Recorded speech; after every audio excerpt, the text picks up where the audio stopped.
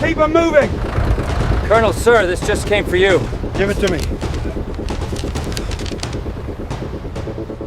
December 18th, 1944, 06:15 hours. Near the town of Bullingen, Belgium. Obersturmbannführer Karl Richter wiped a thin layer of frost from the hatch of his Panther command tank. The engine beneath him coughed, then abruptly fell silent.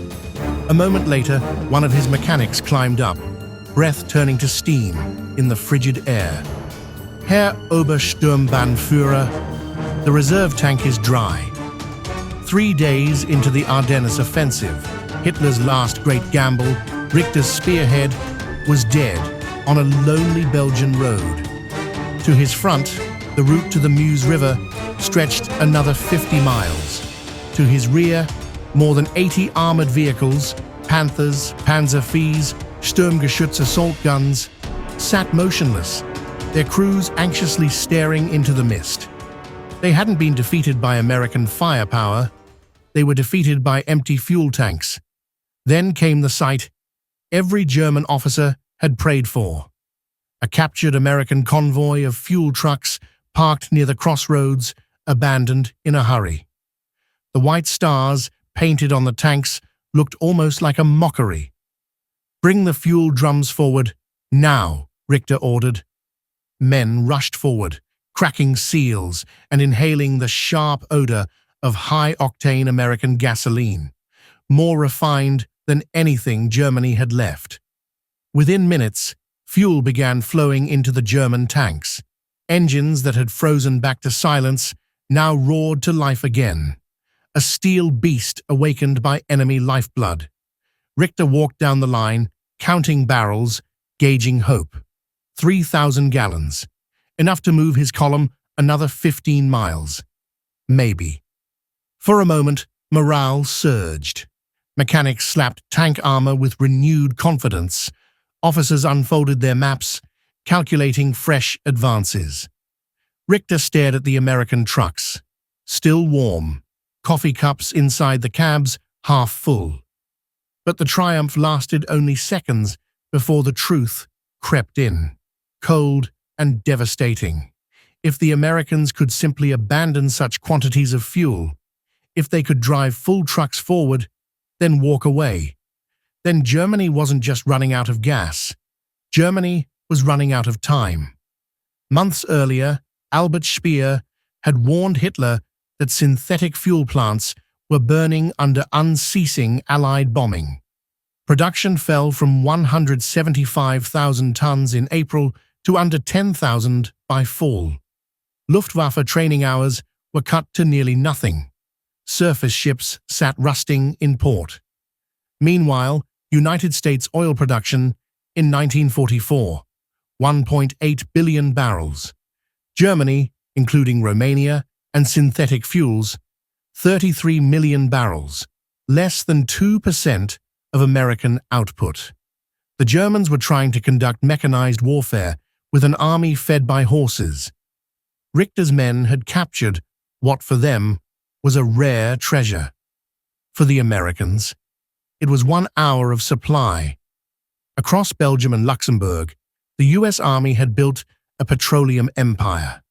Pipelines pumping fuel straight from Normandy beaches, a fleet of 16,000 trucks, Red Bull Express, running non-stop, millions of gallons at every rail junction, every crossroads.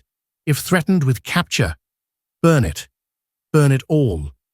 American engineers would torch 2 million gallons at a single depot without hesitation, the plume of black smoke visible for miles, simply to deny it to Germany. To Richter and his men, it looked like burning victory. As his tanks resumed their advance, Richter sat with the fuel ledger in his lap. Consumption per Panther in combat, 1.8 gallons per mile. Distance to Meuse, 50 miles. Fuel remaining after this seizure, 15 miles at best. The math wasn't war. It was a death sentence, written in liters. He had spent years believing Germany was technologically superior, stronger, destined. But watching American gasoline surge into his tanks, he saw a horrifying contrast. Germany celebrated capturing 3,000 gallons. America mourned losing 3 million. He looked to his crew, hungry, exhausted, hopeful. They didn't yet know, but Richter did. The battle might still rage. The shells might still fall. The tanks might still advance a few miles more. Yet the war was already lost. By December 20th, Richter received the order every German tanker dreaded. Conserve fuel. Do not maneuver unless absolutely required. Tanks became artillery pieces on tracks, stationary giants with empty bellies. Crews siphoned fuel from wrecks just to run generators. Officers argued over cups of gasoline. American units surrounding them received daily allocations larger than the entire German offensive reserve. One U.S. lieutenant remarked in his journal, "The Germans run out of fuel. We run out of places to store it." On the night of December 23rd, with Allied aircraft overhead and fuel completely gone, Richter gave his last order. Abandon the vehicles, destroy what we cannot carry. The Panthers, symbols of German power, were blown apart by their own crews. Millions of Reichsmarks left as molten wrecks on cold Belgian roads. Richter walked away with only a pistol, a map, and the truth. He had not encountered a stronger army. He had encountered a stronger nation, one whose factories and refineries fought with far greater power than any tank battalion. America could fight on fuel. Germany was fighting on fumes. Hitler believed willpower would win. But the world's first truly mechanized war had a different law.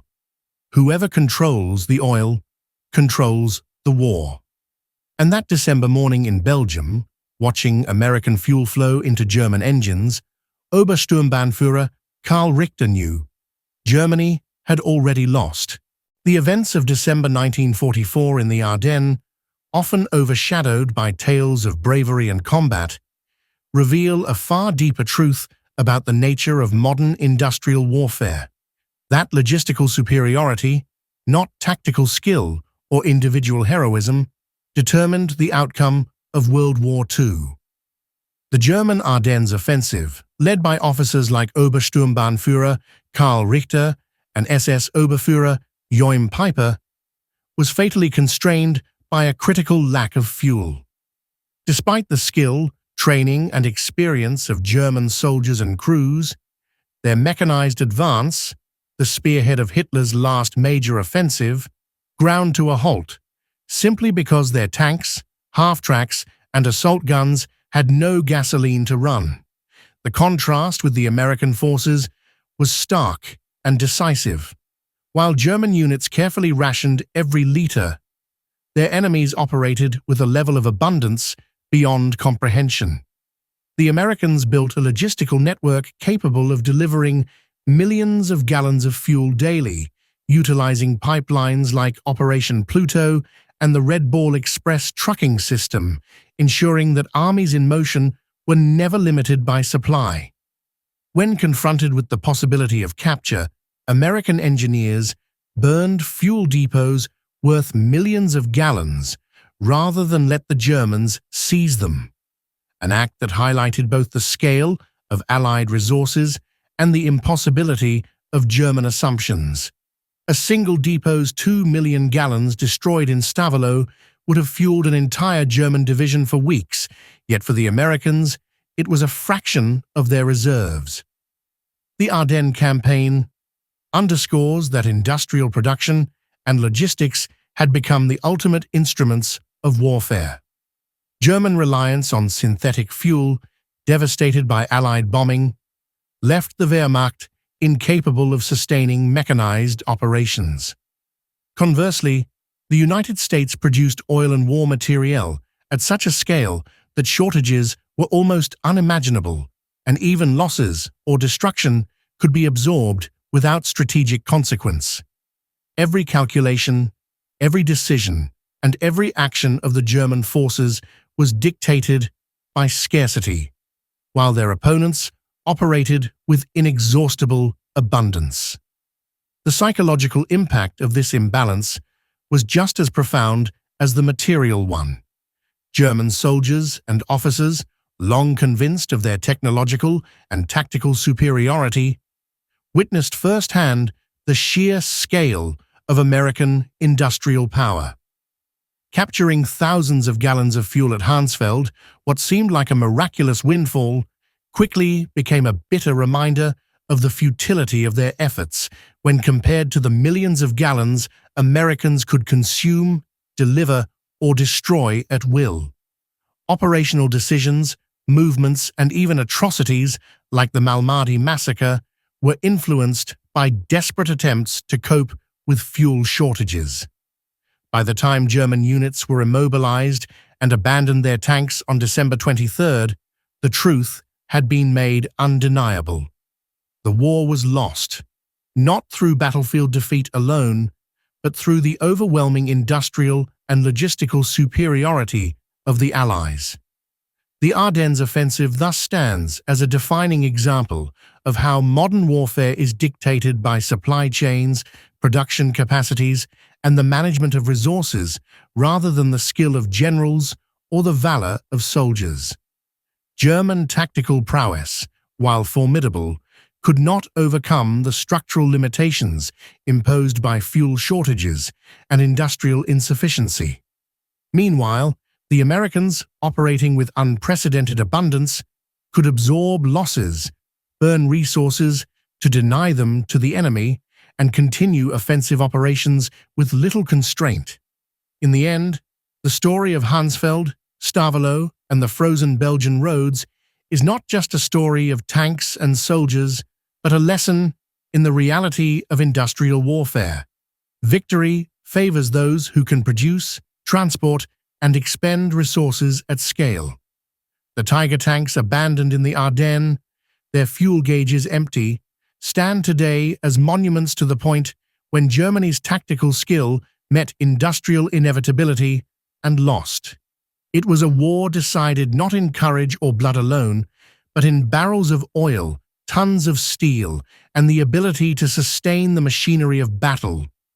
A lesson that echoes in every conflict where industry and logistics define the front lines as decisively as bullets or bombs.